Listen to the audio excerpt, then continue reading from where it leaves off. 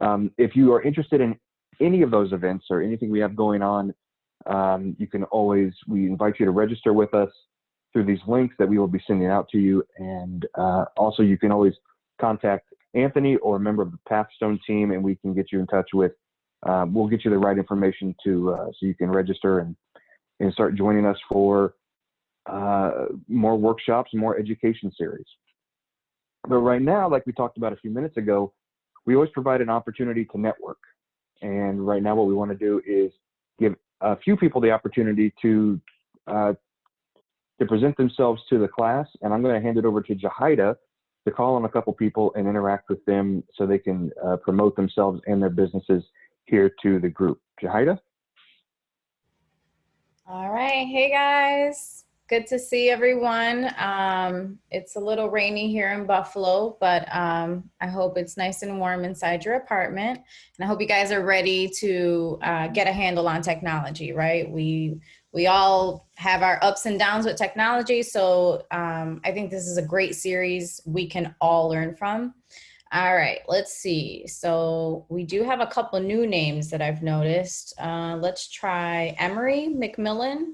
Can you unmute yourself and tell us a little bit about yourself, your business, maybe what you're looking to get out of the Tech Talks session?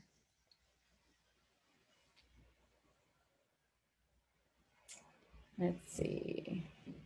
Good afternoon. There you go. How are you? Hello, welcome. Well, yes, I'm super happy to be here. I'm actually working from home simultaneously, but I did not want to miss this at all. I do life coaching, youth mentoring, and motivational speaking. And I really wanted to kind of figure out ways to really dominate in social media.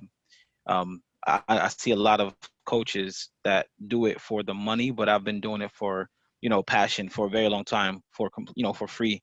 And it's something that I'm really passionate about, being able to bring my resources to people and enhance the quality of life for, young men, women, and children. So being able to learn the best practices for social media can really help me in that field. So I'm glad to be here. Awesome. Well, thank you for joining. And that's great. How's the saying go? If I'm going to butcher it, but something about, you love what you're doing. It's right. a job. So absolutely. I didn't even know it was a field when I first started. I was just doing it naturally. And then people were like, you should be a coach. I'm like, why would I be a coach? And they're like, oh, because it's a business. I'm like, oh, okay. So, but yeah, I'm glad to be here. And thank you for having me. Awesome. Thank you so much, Emery. All right. We have, let's see who else we can pick up. All right. Miss Ataya Gordon, can you unmute yourself and tell us a little bit about yourself, your business, and maybe what you're looking to get out of Tech Talks? Yes, my name is Atia. I am also a life coach, a certified life coach. I help millennials live a happier and mentally healthier lifestyle through finding and walking in their purpose. And also, I want to get a hold of social media more and marketing on those platforms out of this program. Awesome. Thank you so much. And Atia, I apologize for butchering your name. It's fine. People tend to butcher mine a lot, so I understand. Well, thank you so much for joining us. All right, we have, let's pick one more person. All right. Shelly Gordon, can you unmute yourself and tell us about your business and maybe what you're looking to get out of Tech Talks? Can you hear me? Yes. Oh, great. My name is Shelly Gordon, and my husband and I are opening a business called Premier Dog Sports and Event Center. We're in the process of building a 26,000 square foot building in Lancaster right now. And we plan on doing all kinds of dog sports, dog activities, dog training, and events on the weekends. Oh, wow. That's awesome. So for all those folks that have your little fur babies, sounds like Shelly's the person you're going to want to go to. That's right. Opening in January. Awesome. Yay. Hopefully COVID is gone by then, but yes, still thinking. All right. Perfect. Thank you so much, folks. We're super excited. So I'm just going to hand it back over to Anthony so he can take us down this path. All right, everybody. How's everybody doing? I hope you're doing really good. Thank you, Jahida. Thank you to Adam Thank you to everybody who's attending again. And thank you to our sponsors, M&T Bank, for giving us this opportunity to provide these talks to you. Again, we're going to be talking about technology as far as how to use it, especially in the 21st century. It's not really business as usual as we move into these new challenges and these new times. We got to find a different way to make ourselves efficient and effective as small business owners. And sometimes we got to take off that hat. We love wearing all these multiple hats and saying how many hats we have, but sometimes we got to focus on our business instead of working in our business sometimes. So I'm glad that you're here. Again, my name is Anthony Dixon. I am a partnership investor and small business consultant with SPA Capital Management. And again, SPA Capital Management is a holding company that invests in small businesses through a partnership model. And why do I emphasize that? Again, when you're talking about telling your story and marketing, and we're going to be talking about that, you're definitely talking about giving people your mission so they can go behind it. I tell people I'm a holding company. That's a really technical word. It means that I don't operate. I don't sell anything. I don't sell any product. I don't sell any services. I sell nothing. My whole goal as a business and an organization is to invest in small businesses through that partnership model. So when I tell people that, that is who I am. That's how they understand who I am and what my business do. So when you're starting to develop that verbiage for your businesses, start telling that story through there. And sometimes you'll think about it. You'll do it once and you'll write it out. I wrote this mission statement about 8 times. And every time I change a word, I used to have Main Street but not a lot of people know that Main Street is a word for small businesses.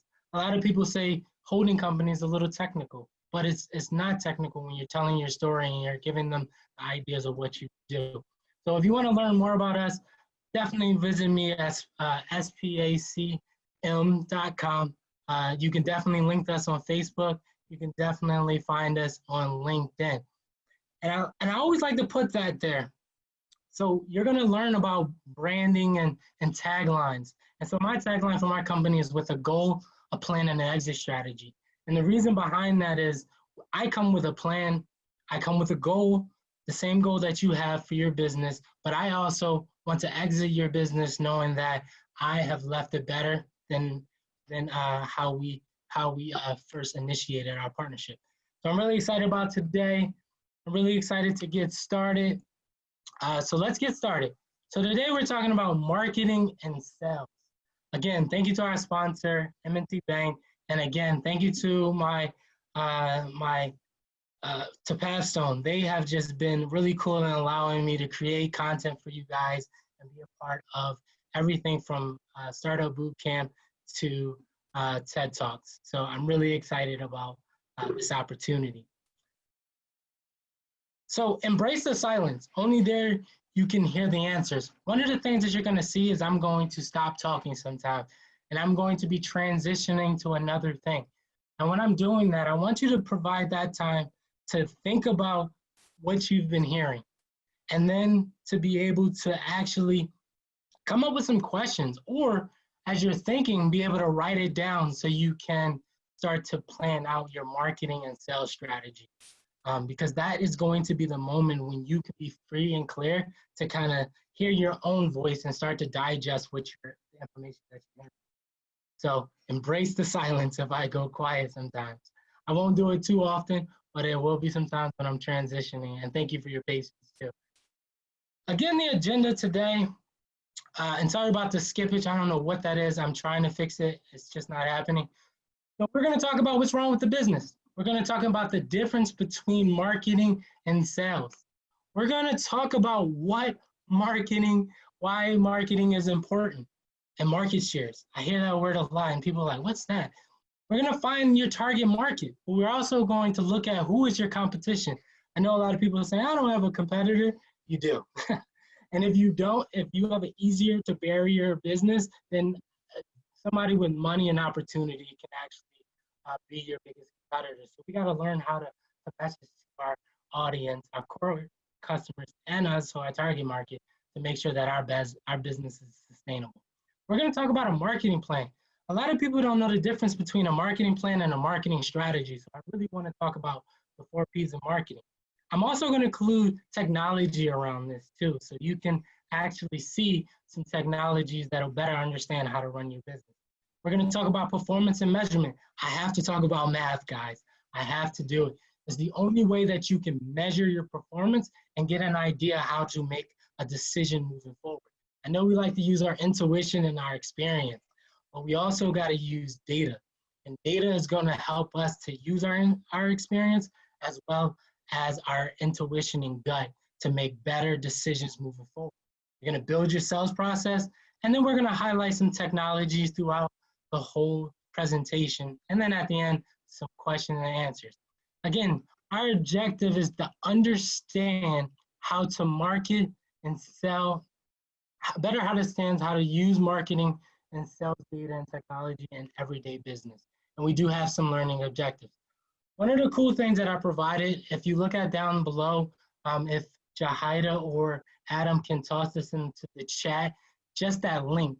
During, this is a worksheet that was created by the Small Business Administration. It's just a marketing worksheet, which allows you, as I'm talking about things, to kind of go into that worksheet and kind of fill it out as I'm talking, because that is going to be super important for you to start thinking about these things that I'm saying and how you can implement it into your business. So definitely take notes, definitely come with a pen and paper, and if you need to, please feel free to do this workshop. Ask questions if you have it in the chat, because I can't see the chat, but if you do have questions at any time, Adam and Jahida will be able to stop me and ask me questions. So let's get into this. What's wrong with my business?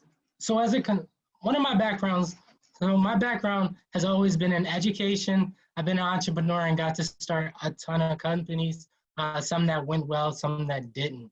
And I also, throughout my career, has been a small business consultant. My degrees are in management, administration, as well as small business management and entrepreneurship. So this is things that I really, really love. And one of the things when I'm talking to a business owner, I'm always asking, what is wrong with the business? What do you think is a problem or weakness that you're having?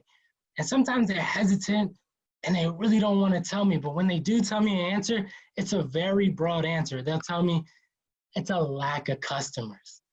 And this is just telling me that they didn't put the prep work into what a marketing plan actually incorporates and why we actually talk about a marketing plan, and then marketing strategies is what you're implementing. So a lack of customers, the first thing when I hear this, I'm like, all right, so who's your core customer? And they look at me. Who comes in more often than not? When that customer does come in, how do you treat them? How do you tell and message your story? How do they know what problem you're solving? What problem are you solving? And so I want them to start digging deep, and you guys as well, into why marketing and sales is so important to your business. Because it is the whole, it is something that is definitely needed. When you look at it, I'm gonna tell you a really quick story about a scenario, and I want you to think about this scenario as we go on. My girlfriend is a speech language pathologist. She works in a skilled nursing facility, so she works with a lot of elderly patients with swallowing, communication, and everything else. In her profession, she can actually wear business casual stuff, but her idea is not to wear business casual, because when you're doing a swallowing analysis and you're trying to see a person's ability to digest their food or put it down, it comes up sometimes. So she don't want to get her clothes dirty, so she wears scrubs. So when her scrubs gets worn out just from washing or over time, she actually every 6 months will go out and buy a new pair of scrubs or a set of scrubs, normally about 3 to 4 pairs as they wear down. And so we always like to go to a small business owner. So we walked to this small business owner that we found on Yelp, didn't have that many reviews, didn't have that many websites or any way that it was communicating, just was on there, and we thought that we'll go there. We went in, we walked in, owner is sitting to our left at his register, and we walk in, never says a word to us. As we walk past him, we see the racks and racks and racks of clothes we are just amazed at where to start, where to begin. So we just go along. And as we're going along, we can't find what we're looking for. So we ask him, and he points really vividly. It's right there. Okay. So my girlfriend, she gets the stuff. We try it on. It fits. She goes to the register again, and she gets in front of him, and he's quiet. He's not saying much. She's not engaging with her. He's not even telling him his story or why she coming to the store today. And after that, she leaves with her items after purchasing it. Well, 6 months later, she needs to do this whole process again. And what does she do? Does she go back to that store? No. She doesn't even think about going to that store. She actually goes to a bigger company that's online, not Amazon, but she goes to a uniform store and she buys it. She checks out. After she checks out, 4 days later, her packages arrive. She tries it on. After she tries it on, she finds out that it doesn't fit. She really quickly packages it back up. She puts the return label on there. She sends it during UPS, and they get it in 3 days. 4 days later, after they get it, they ship. Our new package arrived with her size. And she's done. What was the difference between buying online and buying at that store? There wasn't. So as I go through this, I want you to start looking at how you can start messaging and using these technologies and this verbiage to actually get people engaged and make them excited about coming to you. That's where the power is. So what's the difference between marketing and sales? First thing you should know that you need both of these tools. Marketing is a bullhorn. It's to say, hey, I exist. This is what we do. It's telling that story out to your customers, to your core customers, who are people who you know shops and Patreons your business throughout the life of your business. And then it's talking to those people who are targetedly marketed, who fits into that space. So you need marketing to create that awareness, to create that education, and to create that story and engagement between you and your customers. And then how do they connect? Through that sales process. How do you interact with them? How do they hear your story? How do they love the people that they're engaging with when they walk into your store, or when they're buying it online, or when you bring your puppy in? How are you treating them? And how is that replicable to everybody inside of your business? So these are things that you need to understand and have. So we're going to start with the basis before we get into technology. So if you go on that sheet, it will say, what is marketing? It's supposed to say, why is marketing important? Sorry about that. And the first thing I'll get is a lot of people will go right to that center screen where it says advertising. They'll start there. They'll say, my marketing is important because I need to advertise. But you need to dive deep. You need to go backwards. You need to start at the beginning. Who are you advertising to? What message are they saying? A lot of people, when I was in advertising, would say, oh yeah, I have a sale. A sale of what? What are you selling? A 75% off sale. Again, that's not communicating language to someone.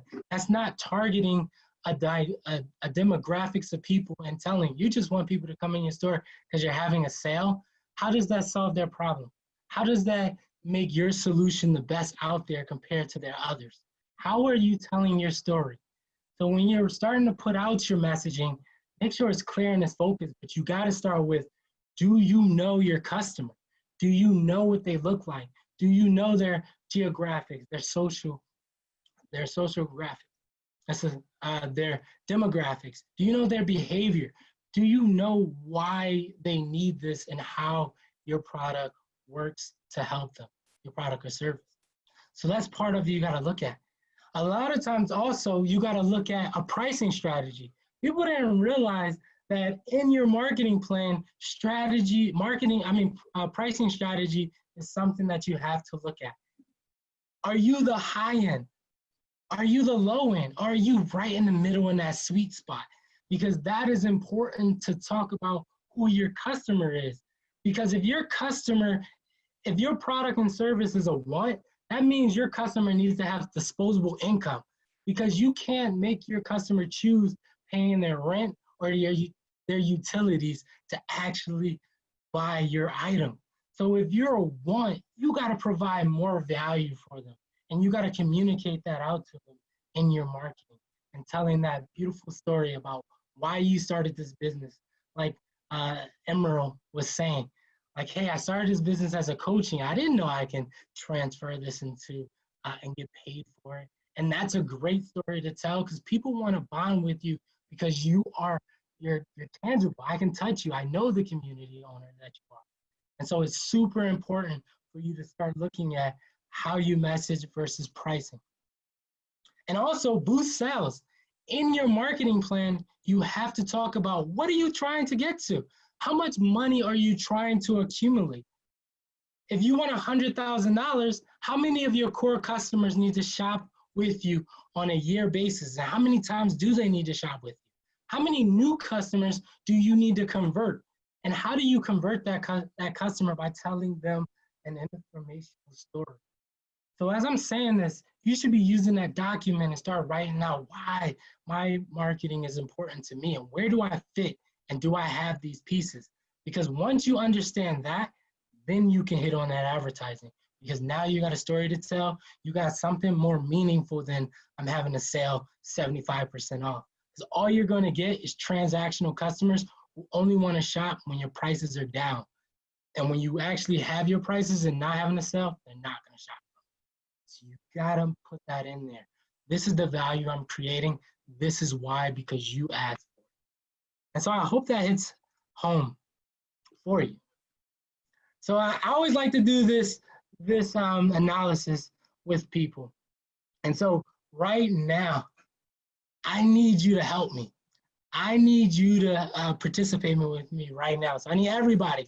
Let me see how many people are on. It's 28 people. So if you are near your computer and you can actually click into that chat, I need your help with this actual exercise. And if you are not, then I understand. I also need Adam to help me as well. Adam, if you can just help me keep count, I'm going to need to be able to see how many people are actually participating during this time. So I'm going to keep, cool. All right. So when I say market share, a lot of people say, is this a corporate tech? Is this a corporate form? No. Market shares allows you to explain how much of that valuable market you can obtain. And are you dominating it or is your competitor dominating? So here we go. We know that there's two big Coca-Cola or cola drink makers. There's Pepsi and there's Coca-Cola. So what I'm going to do is I'm gonna need your help. The instruction is once you hear something that relates to you, I need you to type it into the chat. And so you're gonna put a letter into the chat.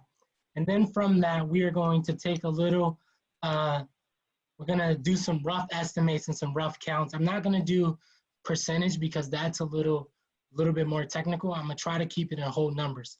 So if you're ready, this is the instructions again. I'm going to say something, and if it relates to you, you are going to associate that number with your name, and you're going to put that in the chat. So that letter can be P for Pepsi, so you're gonna put P. And then we're gonna go through, and then we're gonna count it up. So again, so if Pepsi and Cola was in this room with 28 participants, they would try to see how much of the market that they have here. So if you are a Coca-Cola drinker, I mean, you only drink Coca-Cola, you are a loyal brand and loyal fan to Coca-Cola, I need you to put a C in the chat right now. Put a C. I only drink Coca-Cola. I don't know how to say that P word. That P word I can't even say. If you are a Coca-Cola drinker, I need you to put C in the chat. So far we got 2 people. All right. If you are a Coca-Cola drinker, you don't drink any cheap stuff, you don't drink Pepsi, all you drink is Coke, I need you to put a C. All right, we got 3, we got 4. All right, I will let Adam take over if there's more. If you are a Pepsi drinker and all you drink is Pepsi, put a P in that chat. I don't drink that Coca-Cola stuff, I don't drink that cheap stuff, I only drink Pepsi. Somebody said former. That's a little cheating because I need you to just pick one. There is another place for you too, the person that said former. So right now we're gonna have 3 people who said Pepsi. Right, 3, 4. No caffeine. All right, and I'm gonna get to you, Kiana. You're ahead of the game. Good thing. So we got 3 people with Pepsi. Now, if you are a health conscious person, you're like, no to carbs, no to that sugar water, no to those carbohydrates, no to that salt. Put an H in the chat. So right now, we got 4 and 4. And now we got one person who's a health person. We got one of these. We got 2 people who are health. We got 3 people who are health. All right, keep it coming. All right. Now, if you're a person that's undecided, you don't care, all you choose is something that's on sale, if it's located near you or it's just convenient to get to, you don't really care, you would drink any one of these with no problem, put a U as an undecided. So I need y'all to put that in the chat, a U if you're undecided. And somebody put an I, I'm gonna put that as a U. So we got a 1. Anybody else undecided? I know there's more people in the chat, but I can use these low numbers. So a lot of people are, so we got another people who are Pepsi. So I'm at 5 with Pepsi, I think, 4 with Coca-Cola. Somebody said both, so they're undecided. So that's a U. So we got 2 people who are undecided. We got another Pepsi, which takes it to 5. We got 4 people who are Coca-Cola. Adam, are my numbers correct? 4 for Coca-Cola, 5 for Pepsi. I've got 7 for Pepsi, I believe. 7 for 4 Pepsi, for Coca-Cola. 4 Coca-Cola. 3 for health conscious. Yep, health conscious, 3. And then we got 2 undecided. Undecided, 2. All right. So if I was Coca-Cola in this room and I was looking at my core competencies, right now in this room, who owns the market? Pepsi. Pepsi owns the market in this room from a 7-to-4 ratio, right? Now, when we're talking about marketing, who would Pepsi actually market? Would they go after those 4 people? No. Pepsi and Coca-Cola are never going to try to convince a loyal brand person to convert over to their brand. It costs too much. It costs too much to educate that person and say, hey, you're a loyal Coca-Cola brand, now you should come over to Pepsi. So if I was going to spend my marketing dollars and I was going to write a marketing plan, it will never go after my competitor people because those are brand loyal. I'm definitely not going after the health conscious people because that also is a waste of my money. That's not my target market. Again, they don't want to drink my products. They're not drinking anybody's products, so they're not necessarily my target. So as a Pepsi person that knows that each person I convince to drink Pepsi will increase my sales, I'm gonna go after those undecided people. And so when I start to look at my marketing budget, my target is those undecided people in the room because those people have not decided where they're going to lean to. And that is a much better REI or return on my investment to actually get and see a return on my investment. And so I want to go after those people who are undecided. Again, the more people that I convince to come into my space, the more money, the more market I dominate.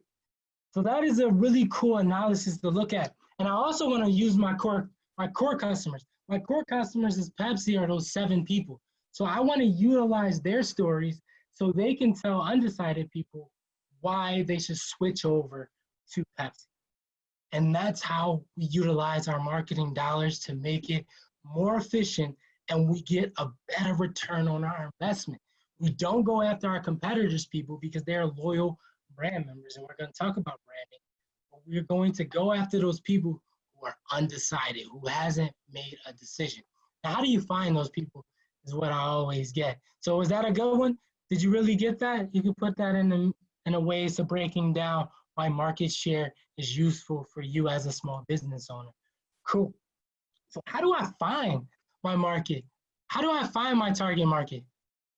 One of the things that you got to look at, and we talked about this before, we got to know who are already my existing customers, right? Who already are my existing customers? That's a segment. So we call those our core customers, and we want them for the lifetime of our business. They are a lifetime valuable customers. So you want to make sure that you're engaging with them all the time. That's why when you see Pepsi commercials, they're like, hey, Pepsi drinkers, we love you. Now tell other people who are undecided why they should join our Pepsi Coke. And that's how they break it down. So you got to have an understanding of who your core market is going to be. How would you describe or profile your customers? And if you're looking on the worksheet, they're telling you this, and you need to start to look at that. What are your core competencies so you can follow along with me? How would you describe them? That's when you start talking about where do they live? How much money do they have in their bank account? Right? And I hate that we have to do that, but it's necessary so you can spend your money wisely when you're marketing and you're engaging. What do they look like? Do they drive? Do they use public transportation? Because that's important. If you're trying to get a person to come to your shop and you have zero parking, why would I waste my time spending 20 minutes to try to find parking when I can go somewhere else and they have free parking? So you got to start looking at what your customer does and how they function in their day-to-day. Then you got to look at positioning. Where are your customers located approximately positioned to your business? Again, where are they? If they need to get to your business through a car, are you access to a highway? Are you located in a metropolitan city? Are you in the suburbs or the boonies where they got to drive to? And then again, what value are you giving them to come all the way out there? Because if you're going to be a person who is just going to come in and say over there and point to your product, I'm not coming back. That's not an experience that I want to feel. So you got to be mindful of how you're making your customers feel and how they're engaging with your marketing and with your sales process. Are you offering types of products and services that customer want? A lot of people, we build our businesses on our preferences. I'm sorry, your customers are key. So you first should put out your product in your image. And as you're getting feedback and you're getting advice and you're soliciting advice from your customers and you're looking at your competitors, your business should be evolving. Your product should be evolving. Why people put, oh, this is our Q1 or this is our first generation product? Why Apple put first generation product all the way to what are they at, 8 right now or 10? No, they're at 11. It's because after they see their customers and they engage with their products, they're changing it to keep it relevant. They're putting in better places, putting in better functionalities, pricing it appropriately, because that is super important.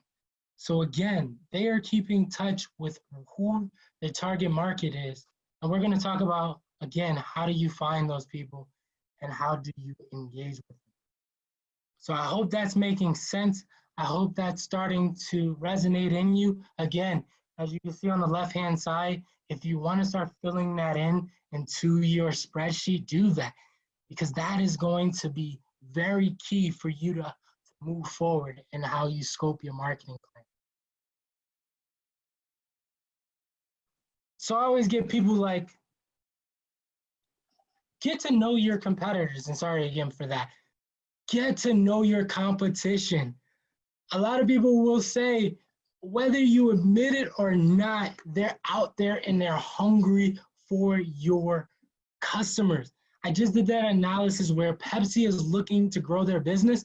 They're going to start poaching those undecided people to make a decision. They're not going to go after the health conscious, and they're not going to go after that loyal brand. So they're going to start to change their business to make sure that it meets the criteria of their company. So I need you to start looking at that. So these are 7 tips on how to research your company. And if you look, I used to be a professor and I taught, so I always source everything. So if you look down in the source, there is a link where you can read this article. I'm an avid reader. I read a lot and I like to source it so you can read it too. So when you get this, this presentation after we send it to you, you can actually see if that's valuable to you too as well. So make sure you get to know your competitors. Now, how do you do this? 7 quick tips. Go beyond a Google search. A lot of people hit Google. A lot of people don't even research their competitors because they'll say they don't have a competitor. But you really do have a competitor, even if that's a national brand versus a local. And again, when you're talking about market share, you want to look at the ecosystem of your own space. Here in Rochester, I'm a holding company. There's millions of holding companies. Anytime you see a store opening, 9 out of 10, it has a holding company. And then it do business as that DBA. And then that's the business that's selling something. How am I different? I'm not trying to open up anything. I don't have a passion for baking. I don't have a passion for dogs or for coaching anymore. I have a passion on investing in small business minds that are doing something innovative. And I pick 3 industries that I invest in. And so as you start to look at that, you want to know what your customers are doing. You got to look past just a Google search. And let's use some technology. So spy food is a keyword, like it alerts you to keywords that's being used by your competitors.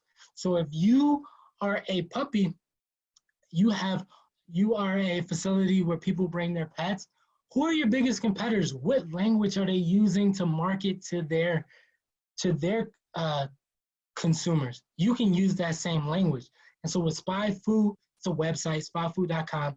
You can go on there and get alerts when they're using keywords that you think matches your mission, that matches your marketing, that matches who you are.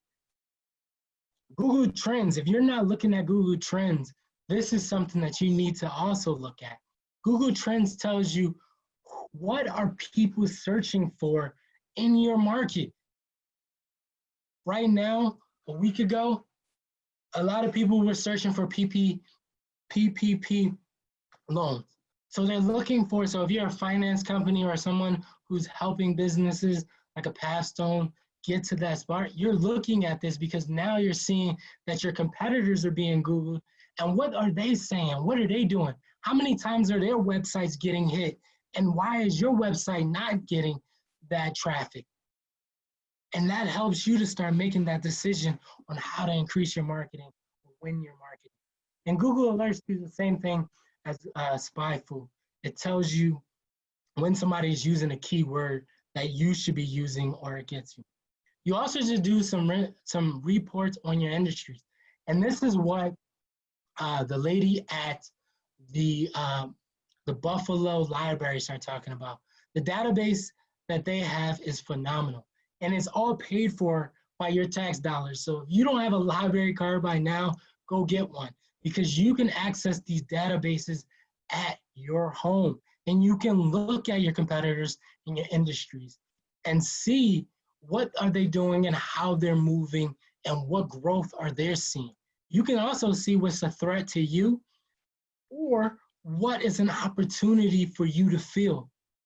Again, we want to also make experience decisions, but we also want to make ones that are data driven as well. So these are some cool places you can go to. Excuse me. Hey, Tap into that. Yeah, go ahead. Sorry to interrupt you. I know we have a question from Barb. It says, how do you get to know your competition without feeling like the market is saturated with people that are doing the same thing? And that's true, Barb. A lot of people are doing what you're doing. A lot of people. And that's the funny thing is you have to start doing something that your competitors are not doing. So you got to look for that opportunity. And how do you know what they're doing? Well, you're following them. You're searching their social medias. You're asking their customers. Sometimes you'll get a new customer that walks into your store and you ask, how did you find out about me? Well, I was going to this person, but they did something. So what did they do? So I don't repeat that. Or what opportunities can I use to kind of get over that. You want to go above your competition. You want to look at what they are missing. National brands are missing a lot of things. National brands are missing that connection piece where they get to interact with the business owner. And if you can hit that piece, that's way better than the national. Because if you're going on somebody's social media and you're getting a robot response versus a person who is engaging with you, then that's better. So what is that competitor lacking that you can now go after? That's when you got to do that SWOT analysis, strengths, weaknesses, opportunities, and threats to kind of find out where are the opportunities and how can I take advantage of that. So Barbara, I hope that answers your question. You got to look past what is being done now and look for what is not being done so you can fill that need and solve that problem and then message it out to them. So thank you for that question. Cool. You got to ask like I said, ask your customers question. You should be getting feedback from your customers from day one. Even if you're not in business right now, you should be asking people questions and not people you love. Anybody that loves you is not going to tell you the truth, or they're not going to give you money and actually buy the product. So stop asking people that love you. Only ask people who are going to give you real answers and they're going to give you $1. Because that's what you want. You take opinions from people who are actually going to pay you for the product and service that you have. Because those are going to be valuable. Because if they're willing to pay for it now, if it gets better, will they continue to pay you is what you want to hear. Attend conferences. Just like Adam said, when you attend this, it's not just about getting information. It's about learning who's in the room and who can be an asset to you. And if there's a competitor in the room, what are they doing? How can I conversate with them and get more engaged with them? Sometimes business owners who are in your space are willing to talk to you. And that's where number 7 comes in. Check with your suppliers. If you are a product and you're getting vendors giving you materials, 9 out of 10, he's giving somebody else materials too. And he probably, if he's giving you not a good discount, maybe it's because somebody else is kind of beating you out. And you got to ask, what are they doing better? How many units do you sell to them compared to me? And that way, you're generating this conversation so you can look at what your competitors are doing and you can go above it because you want to be better to the market. And again, call them up. Sometimes somebody will get on the phone and say, hey, we're competitors, but we're not in the same zip code. So what are you doing? Or we're competitors, but we are around each other and maybe there's a way of connection. Right here in Rochester alone, there was 2 companies that opened up a cereal bar right across the street from each other. And people thought that they were going to compete with each other and there was going to be some drama. But what they said is, let's go above the drama. Let's see where there's some synergy, where we can connect, and let's see where we can work together. But then if you find something that's working more for you, then you do that. Because that's what competition is. So sometimes somebody will talk to you. It was a cereal bar. They were like cold cereal. One did cold cereal, comic books, and like really cool drinks. Another did like waffles and chicken and waffles. Cereal. No, not cereal, like the food that you eat. Cereal. Sorry. Like eating, yeah, cereal. Yeah. And so they were competing right next to each other, but they found out what works and what's not. And they were doing something different. One was like a more savory type umami restaurant. The other one was a more like sweet comic book kind of business. So they're not really competing for the same customer. And so it works out. But there are some synergy because they're both selling cereal. And if they're selling cereal, they can actually get the same vendor and maybe work out some different places like bowls and other things. So there is some synergy in how they work out and can work with each other. So again, get to know your competitors and know that they're out there and they're hungry for your customers because they want to eat too. So one of the things I want to talk about is a marketing plan. And a lot of people are not really familiar with what's the difference between a marketing plan and a marketing strategy. A plan incorporates everything. So a plan includes everything from pricing strategy to how much sales you want to do, to your target research, to everything that you're talking about in these 4 Ps. So product, your promotion, place, and price. So it incorporates everything. And strategies are implementation, execution things that you do to get more people to communicate with you and get people in. So really quickly, I'm going to stop sharing. This is when I'm going to be quiet, and I'm going to really quickly switch over to a video that I want you to look at. So that Adam, or Jahida, can you see the screen? Yes. Awesome. All right. So this is a really cool animation about the 4 Ps, the marketing mix. Again, using technology again to how to market to your consumers. And so enjoy it. Let me know if y'all can hear it, and I will definitely turn it up.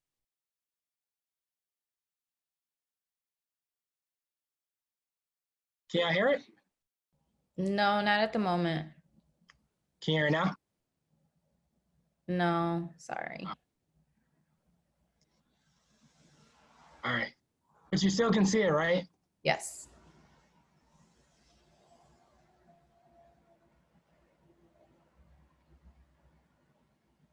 So right now he's talking about product.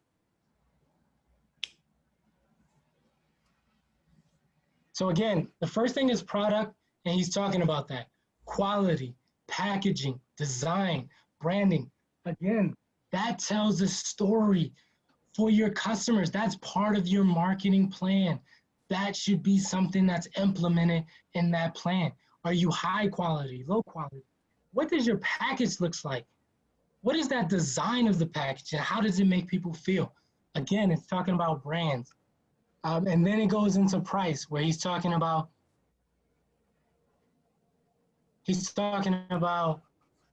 retail price. Are you a discount? Are you a payment system? Are you offering credit terms? Promotion is, again, advertising, personally selling it, and or public relations when you start to use outside information. Or are you using emails to generate the buzz? And then place is retail, and it's location. Are you delivering? Are you downloading? So whatever you're doing, your business, your marketing plan has to have the ideal customer and how they relate to product, price, promotion, and place. So I'm gonna let it run by, and he's going to start talking about how to start looking at your target market. So right now he's using an analogy of a burger joint. I don't know why you guys can't hear it. Maybe it's translated. So he talks about your target market and who you're going to sell hamburgers to. And so you're starting to look at who he's building. That is his core customer. And he's starting to put out the features of his hamburger, because the features start to dictate who your consumer is. This is a high price burger because he's adding truffles, which he's going to charge $25. The promotion and advertising is in fancy pants magazines, because that's where he thinks his audience is. Place, maybe they go to the polo club. So again, he's talking about a high target consumer, and he's talking about where he can necessarily find them. And so that's what he's illustrating. And so now he's thinking about it again. What if it's this peace-loving hippie person? What's the difference between how I market to them and what do they want? Maybe they're a vegetarian, so I have to change up my product. Price are gonna be a little cheap because they don't have any money, which is still a stereotype. And you're promoting it based on a story of karma and being good and sending out good vibes. And where are you going to find these people? You're going to find them in public parks, which is kind of funny. But again, you're trying to find where they stay. Now he's talking about a Viking, but he's just being really funny with these. And where does Viking go? Right? Waterproof packaging, because he knows Vikings live on the water. He knows that they don't have their own currency, so they look at goats and shiploads of boats. He knows that promotion is giving out a free helmet because for some reason, they love this free item of wearing a helmet. And he knows that the place has to be delivered on the sea if he's going to do that.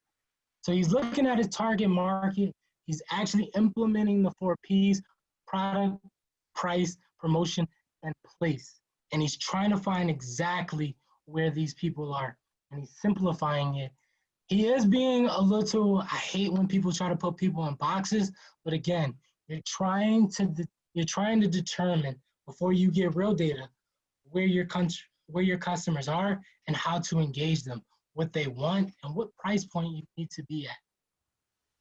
And so I wish you could hear it and get it. So then he starts to wrap it up and starts talking about that whole thing about product, promotions, and place. And so, yeah, there's a link so you can hear it for yourself. Thank you for that, for putting that up there. But I always think to simplify it is to understand how you're actually engaging with them and having that thought pattern of thinking about how do I actually utilize these things to come up with a solution to actually market to my consumers. And so let's talk a little bit more about those strategies. So a lot of people, and this is where we get to technology again, and we start to implement, how do we add technology into our marketing plan? Well, we go back to traditional media. Traditional media is print media, right? And we talk about this, but it's still different ways that you gotta find your audience. And you have to be able to talk to them and actually get them aware of you and start talking their language. And the only way to find them is to come up with that analysis of who they are. Because newspapers are, again, it's specifically for somebody else. Magazines and using that is somewhere else. So you can use these products and these services to talk to your audience, but you gotta know who is your audience and where they actually are. Digital media is that way that we're starting to engage with them a little bit more. A lot of people are on YouTube, just like I just did. I use YouTube. YouTube is great for content marketing. As you can see, when you are doing YouTube, they show you advertising. So if your audience is in that age group or they're in that demographics that use YouTube, that's where you should be. If your demographics are people who are using, exactly, Barb, YouTube is a great resource and it gets you a great rate of returns when you're talking about per clicks, per investment, because again, it's about impressions. And I'll talk a little bit more about impressions as well. And even using a blog, because you're using content to market to them. A lot of people like using search engine optimization, and they like it because it's a buzzword that's out right now. And what search engine optimization is basically on your website, you are using keywords in the paragraph in the text of your website, in the body of your information. And when somebody looks up, like if you look at my website and you go to the top right corner, that is optimized. Anytime somebody looks up small business investing, my name pops up. That's how I'm optimizing it.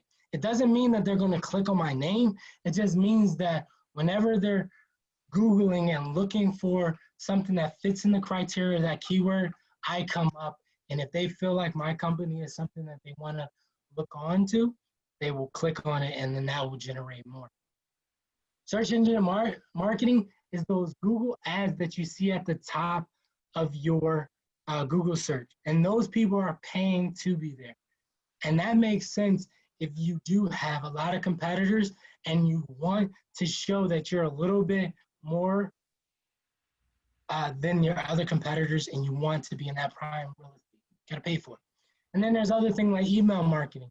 A lot of people use email marketing, which I think is very effective, because then you can target your message directly to your core customers or even to your target markets. So it's definitely something that I encourage you to do. Even when you're a startup, email marketing is great. And you're like, well, how do I get all these emails? there's companies out there that will use their email databases. They will target, and you can just use all the emails that they have gathered and do it and target that way. And I'll talk about that at the end. So we are at 108. I just want to make sure I keep going, just making sure that we're on time. And then a lot of people still use traditional radio and TV. TV is still a really good thing if you're talking about streaming.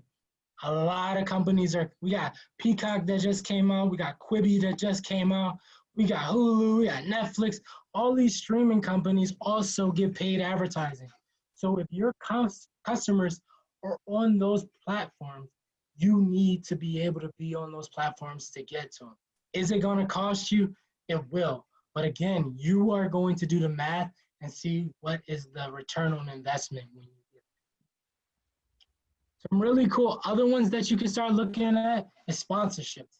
So when I first came out and I launched Spa Capital Management, I went after 3 marketing strategies. The first one was event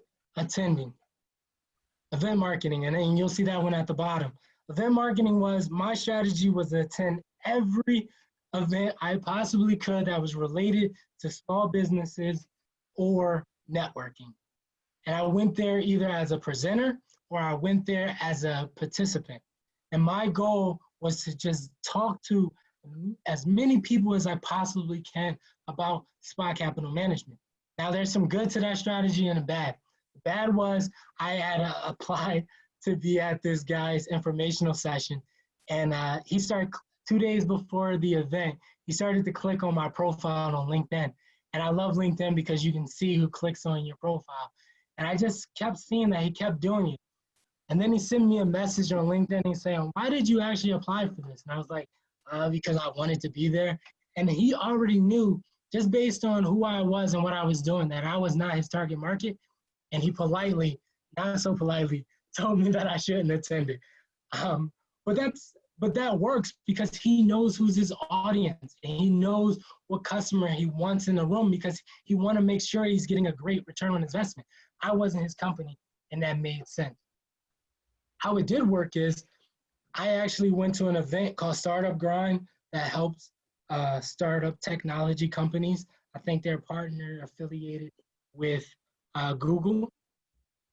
And so it's just a chapter, and there's a Rochester chapter.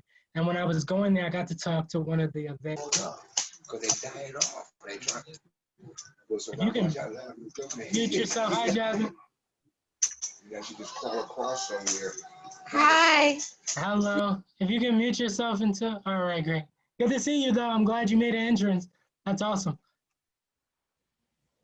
And so one of the cool things that I was able to do is while I was talking at that event at a tech company, I'm not trying to invest in tech companies, but it was great to be in that space. He knew another organization, which was RIT's, well, Rochester Institute of Technologies. They have an urban center for entrepreneurs, and their project manager was actually attending these events. And so he connected me to her, but she then connected me to Dion, and that's how Tech Talks actually started. So again, using these strategies to build up your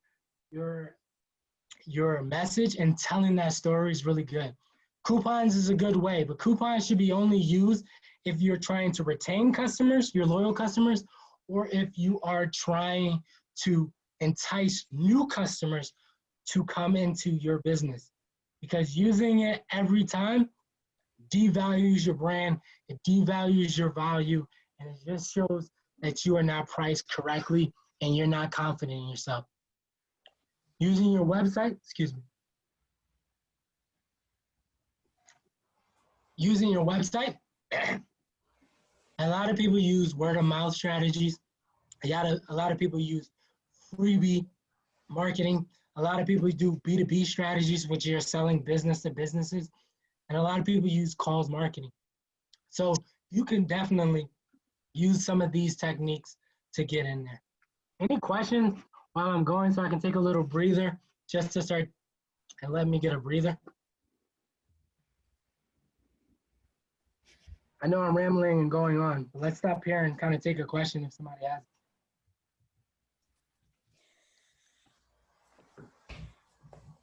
And I hope that's clear and people are getting it. All right. If there's no questions, I'll keep going then. I got a little break. And thank you for embracing my silence, letting me stop and take a water break.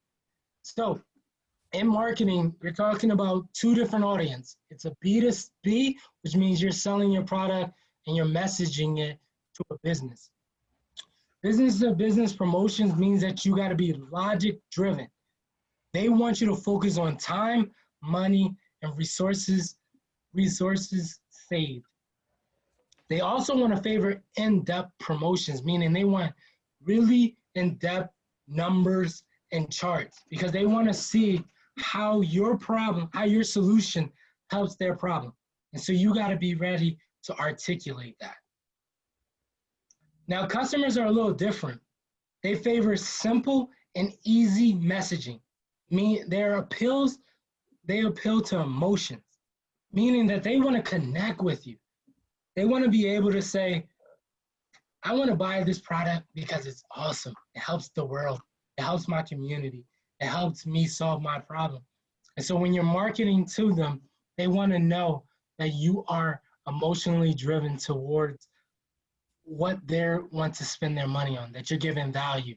Again, that it focuses on their benefits, not yours, and focus on solving their problem, not yours. So I really like that because it articulates a lot about the two different and how you market. So here's the math. No worries, Jasmine, for being late. So always have to talk about math. So again, please embrace my silence. I'm gonna stop really fast just so I can transition to the next slide so you can see it. So obviously I stopped sharing. You can still hear me. I am now going to go on to close out of this. And I'm going to go back to the worksheet. Jahida or Adam, can you see the worksheet now? Yes. Awesome. All right, there we go. Great transition. Thank you, guys. Again, so I love to talk about math because, and don't get blown away from the math. I know that we talked about it, but it's super important. Again, when you're making decisions about marketing, you have to start talking about getting that return on investment and seeing it in data and in numbers. So again, it talks about call to action. Call to action is how you tell a person to buy now, to do it right now. And so when you start to do your messaging, you want them to be able to look at your call to action. Again, if you're just telling them you're having a sale that's 75% off, that's not a call to action. That doesn't tell them how you solve their problem, what problem you actually solve. It just tells them that you have a lot of inventory and you need to sell it and make some money off of it. So you got to be very deliberate in your call to action. Hey, I'm solving the problem of you need some jeans like Old Navy is doing. Old Navy is talking about jeans. They're having a sell on jeans. You are going back to school. You need a new wardrobe. Jeans are super important because they're comfortable and you can wear them all the time. Here's where you get those jeans. Quality, cheap, price.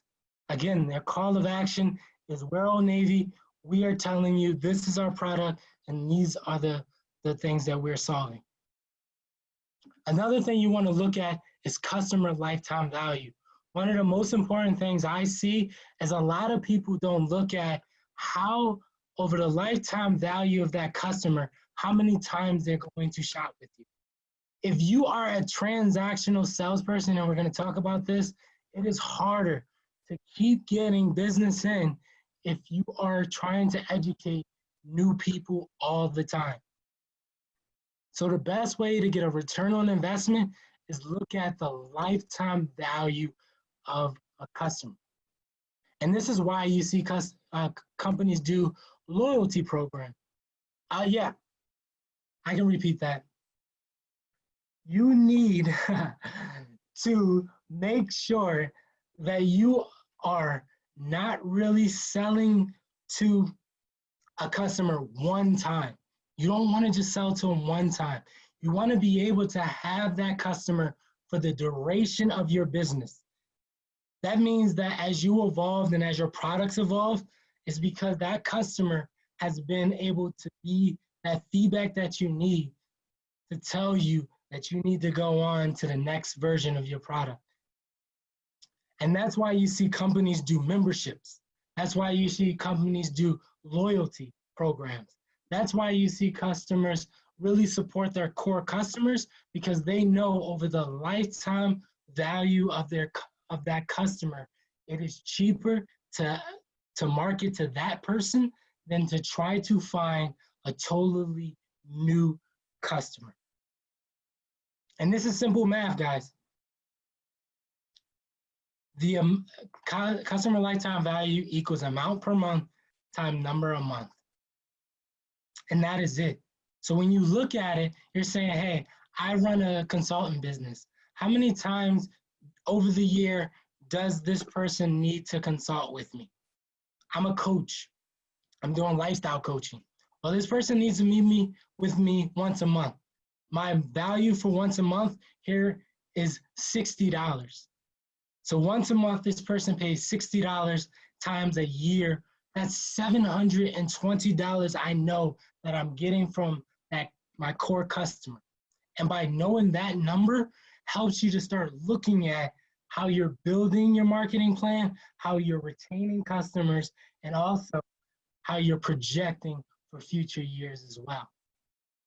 So that one is a really crucial one. And again, this worksheet is inside the chat, so I encourage you to start looking at it. The next thing is cost of acquisition.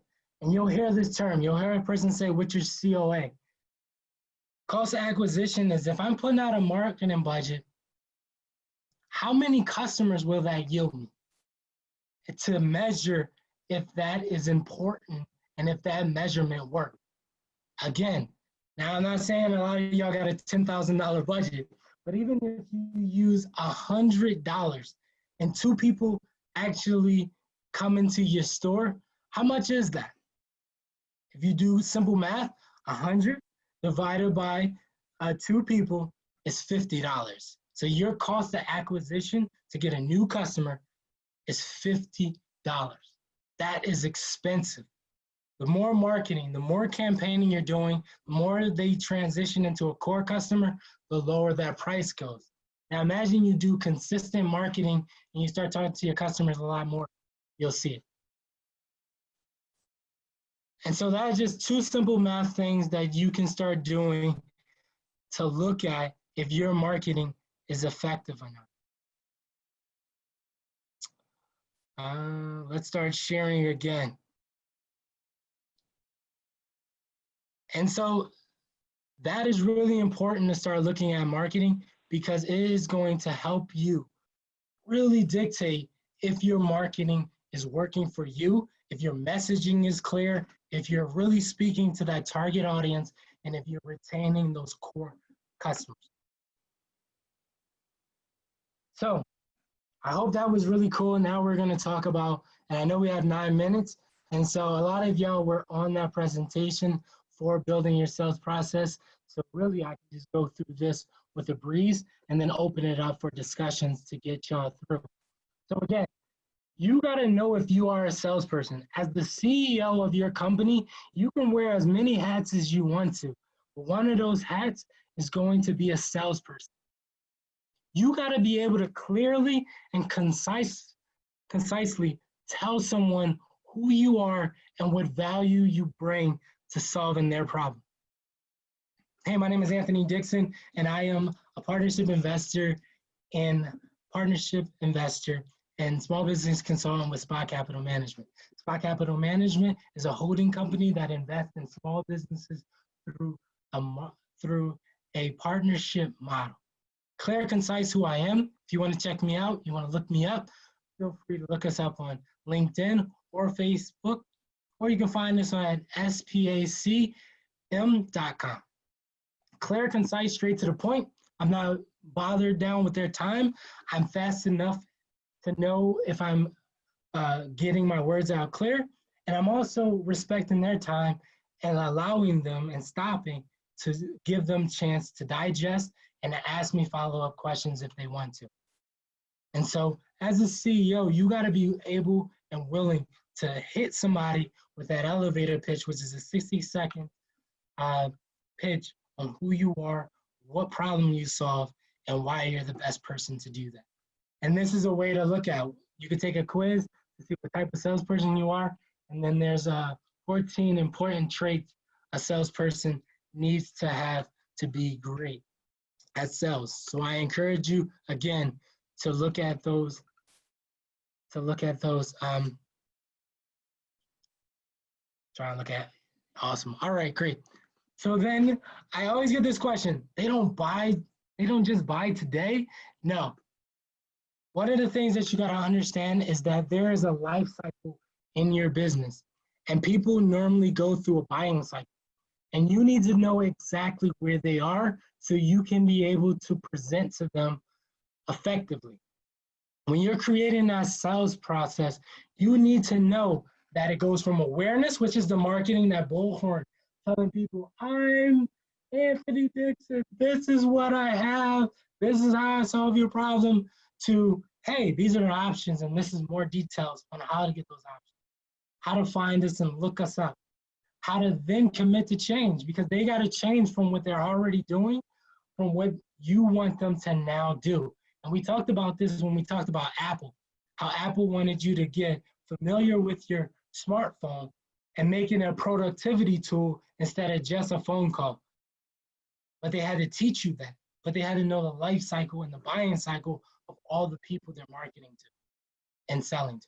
And then they got to be able to engage with you and get them to know that you're hitting. And there's a ton of them. You can actually Google them. That's just one of them. Do you have the, yeah, if Jahida or Adam could put that in a link, or I can send that to you when you get. And again, you got to know where you are in that process. When they first come in, that's called an acquired lead. When that lead comes in, it's called about qualifying. And we're going to talk about qualifying questions so you can ask great questions to see if those people are actually your customers. Then you got to propose value and prove your value.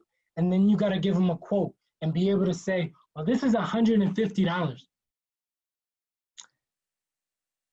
This is $150, and be able to stand back and say, yes, this is $150. You have to pay for it. And the way that they know that they're going to pay for it is if you buy that value. And then again, I'm looking, openers are good at, correct.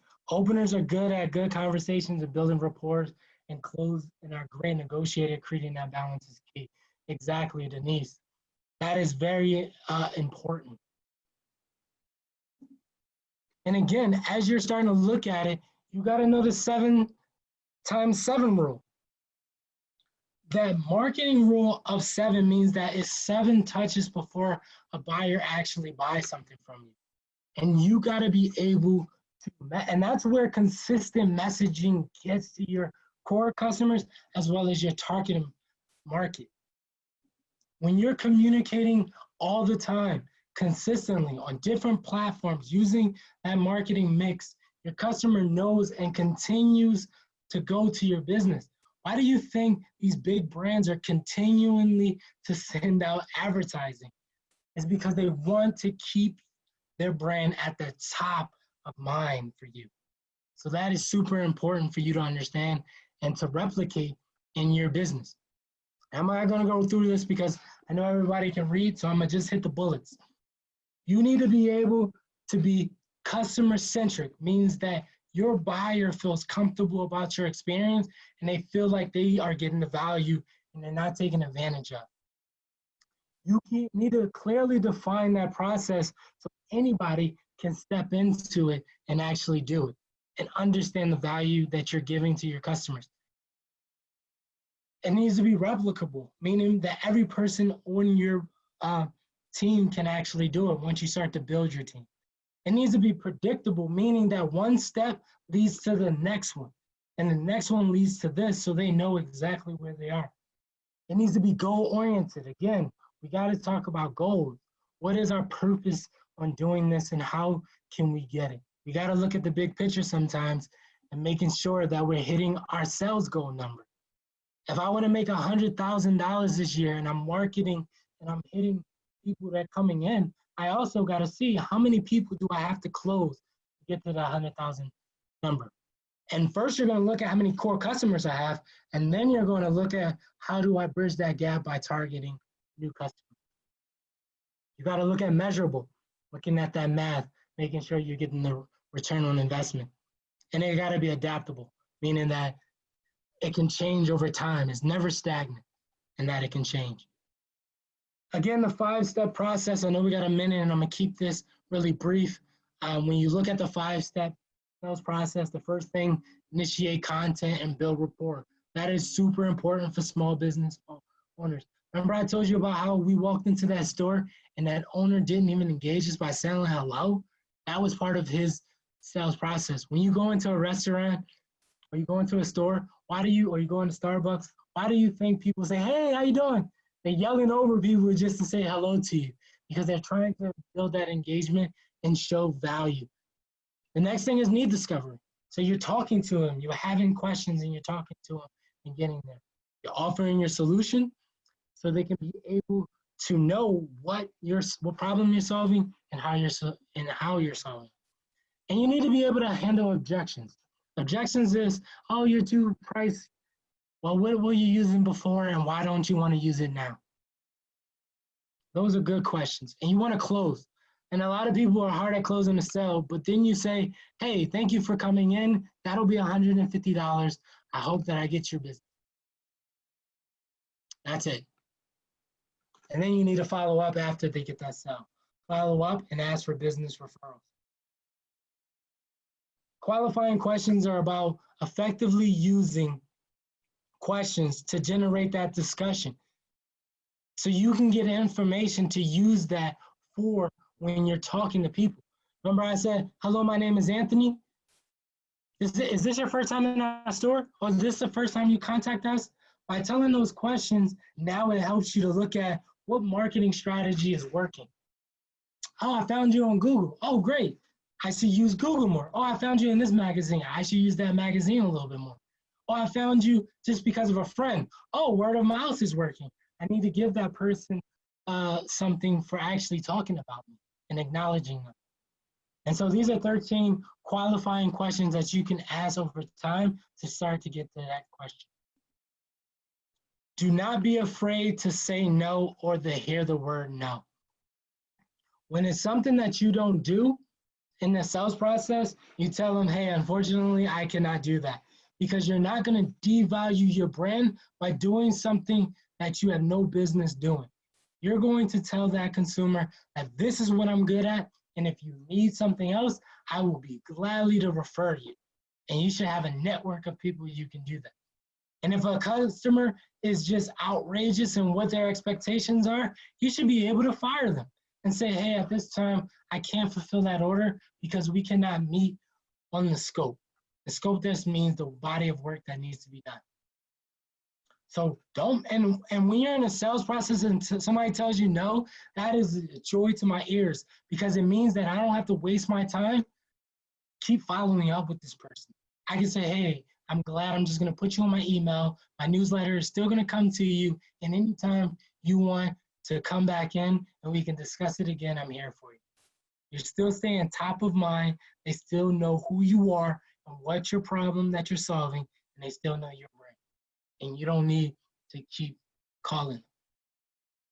You only keep calling them when they're being really like evasive, and they won't give you that no. But don't be afraid to hear no or say no. And these are just really cool things that you can use. And I know I'm at the time, and I 2 minutes over, and I always go over. I'm so sorry. But I want to just open up some questions if you do have it, but I do want to respect your time. Again, I'm going to highlight Grammarly is something that you need to have, especially when you're building out messaging. Your grammar needs to be on point, just like I messed up and I should have said why. This technology will allow you to use it and be able to check your grammar. For us, that's not strong at grammar. HubSpot is very good at looking at blogs and being able to, they put out a ton of great blogs. They put out a ton of great information. They just send overload of information, and it's something that you need to be on. LinkedIn is a very cool one. If you're not on LinkedIn, they do a LinkedIn sales feature, what allows you to see and talk to and reach out to people who fit in your needs, especially if you're a B2B business. Sales Loft is a way to look at how you can interact with your consumers and what stage and present of time they're at. So you know exactly what was the last word you said to them because it records your conversation. It also records all your emails, and it brings in one really cool spot for you to be able to talk about. Now there's really cool Thrive Hive and WordStream is really cool online advertising that makes it real easy. They're actually owned by a company called US Today. So they're all over the place.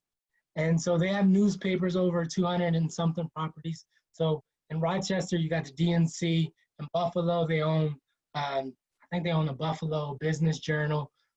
So there's always a way for you to connect with one of these places. And then there's a ton of them. There also should be a source on here where you can look that up. So thank you. Sorry again for going over. I always get passionate about these things.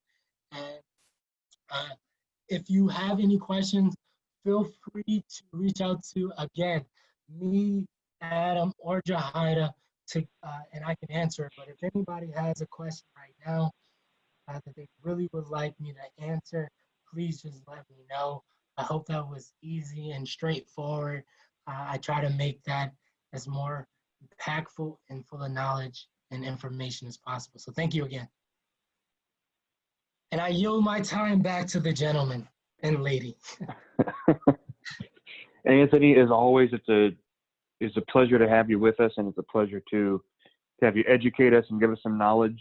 And I don't think we lost anybody going over time. So that was that's an indicator that what you're saying is important and it's hitting home. And I think everybody really appreciates your time and what we've been able to get. If you guys want to go back and if there's something you feel like you missed or you want to hear more on, we are going to have this up on YouTube, and we will send that email out to you so you can watch the presentation again. We'll also have the slides available to you. Anthony, do you want to tell the folks how they can get in touch with you? You're on mute though, man. Always muting myself. Yeah, I'll throw that in the chat as well as my website. So adixon@spacm.com, as well as you can follow us on, again, you can follow us at our website and get a little bit more overview of what my mission and my actual business does on a day-to-day. So thank you again. Wonderful. So yeah, guys, please feel free to reach out to Anthony and connect with him on LinkedIn, and check out SPA Capital Management on social media and all that. And then as a lot of you know, when we have these events in person, we like to provide food. And since we cannot all be together and enjoy fellowship shoulder to shoulder, we do want to provide lunch on us. So if you're in Buffalo, we have a couple options for you, and we have one in Rochester as well. So in Buffalo, Sunshine Vegan Eats and Freddie J's Barbecue, which both sound great. I'm a big guy, so one of them sounds better. But those are both available to anybody in Buffalo. And then in Rochester, we have El Peon Criollo, and that is available to the folks who are in Rochester or would like to go and pick up a meal there. They are $15 meal vouchers, so you'll be able to get some food. Please put in the chat with your name there, put in the chat where you would like your meal voucher to, and we will send that out to you via email. You'll be able to access that via email. So Buffalo, you have two options, and Rochester, you can choose El Peon Criollo there. So please take advantage of that. We want you to eat, and we'd like to give that as a gift to you for showing up and engaging with us. Is there one more slide there? Sorry, Adam, I just want to Jahida, go. Yeah. Just want to tell everybody from Rochester, we do have another restaurant coming in for the next session. So you will have two choices moving forward, but unfortunately we couldn't get them to commit for this session just yet. So just wanted to give you a heads up. But from what I've seen on El Pilón Criollo's site, they have a pretty wide variety of food. So they have sandwiches and full meals and things like that. So you're not too you're not too out of luck, Rochester folks, just to give you a heads up. Thank you very much, Jahida. Yeah, so again, go ahead and put down in the chat what you want if you haven't already done that. And next week, be on the lookout. We should have even more options. But before we wrap up and let you guys get back to your days, I want to tell you again that next week for Tech Talks, we will have branding. We'll be talking about branding your business. Hold on a with second, Jessica Dad. I'm Lewis. getting ready to get off this call. Hold on. And guys, if you're still on, and we'd ask that you still mute yourselves while we finish up here. Thank you. So yeah, Jessica Lewis is going to be with us next week talking about branding. And then the 2 weeks after that, we'll be talking about social media and using social media for your business with David Simons. And then we'll wrap up with the final two sessions on website development and content management with Mike Warren from View Signage I believe in Rochester. So yeah, we've got a lot of great content coming your way in the next few weeks here for Tech Talks. Thank you guys for joining us. And if you guys have been in business for a year or you are graduating from boot camp, please sign up for the next level, which is a virtual workshop series starting Monday, September 14th. So a little less than 2 weeks away. And that is kind of the next step in the startup and early stage business journey. And with that, I would like to thank everybody again, and we will see you all here next Wednesday at noon for branding on Tech Talks. Thank you guys so much. Yeah, again, thank you, everybody. Enjoy the rest of your day. Stay safe and enjoy. Hey guys. Have a great day and enjoy your holiday weekend. Yes, be safe, everybody.